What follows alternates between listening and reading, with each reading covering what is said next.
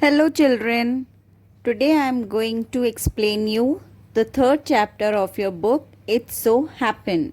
The title of the chapter is The Selfish Giant. So, this chapter is all about a giant who had a very beautiful garden and children used to come and play in that garden, but he doesn't like that. Okay, so let's begin. Children used to play in the giant's garden every afternoon, and they did so while coming from school. It was a very beautiful, large, and lovely garden. It had soft grass. There were fruit trees also, and there the birds used to sing beautifully. The children were quite happy when they go and play in the garden. But one day, what happened? The giant came back after 7 years.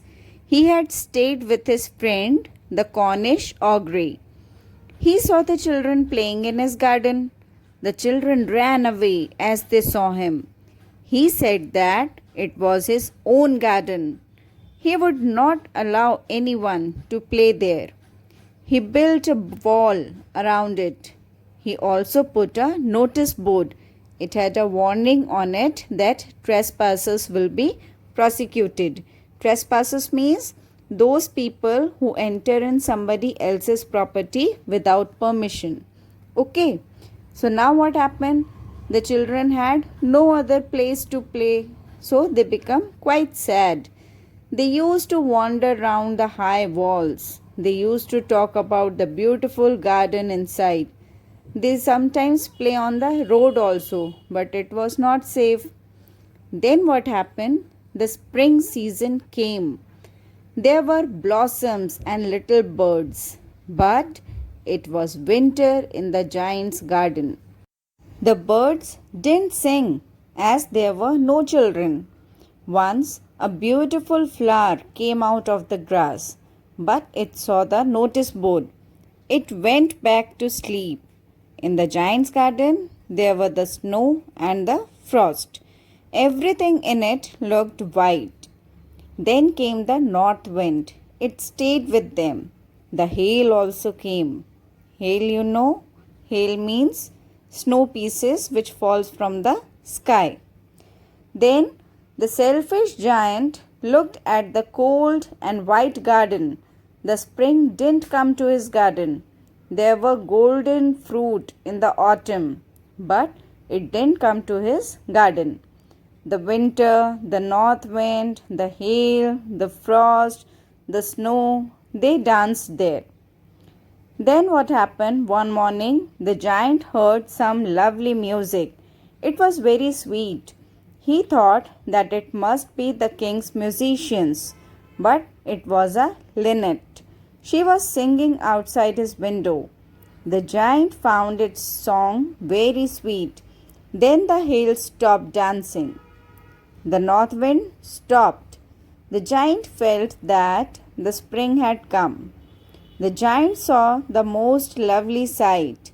The children had entered his garden through a little hole. They were sitting in the branches of the trees. The trees were very glad to have them. They had blossomed. The birds were flying about. They were chirping also. The flowers were also looking up. It was a lovely sight. But in one corner there was still winter. In that corner a small boy was standing. He could not reach the branches of the trees. He was crying and wandering about. The north wind blew and roared. The tree asked the boy to climb. It bent its branches down, but the boy couldn't climb. The giant's heart melted at the scene. He said that he was really selfish. He also said that he now understood why the spring didn't come. He would put that little boy on the top of the tree. He would also pull down the wall. His garden shall be the children's playground forever. He was sorry for what he had done. When the children saw the giant, they ran away. The garden became winter again. Only the little boy didn't run. He was weeping, crying. He didn't see the giant coming, so the giant put the boy up into the tree. The tree blossomed at once. The little boy kissed the giant. The other children saw that the giant was not wicked. They came running back. With them came the spring. The giant told the children that it was their garden. He pulled down the wall. People saw the giant playing with the children during afternoon. Now every afternoon the children came and played with the giant, but the giant wanted to see the little boy. The little boy didn't come. Then years went over. The giant grew very weak. He watched the children playing. He used to say that children were the most beautiful flowers. One winter morning, the giant suddenly rubbed his eyes. He saw a very beautiful scene.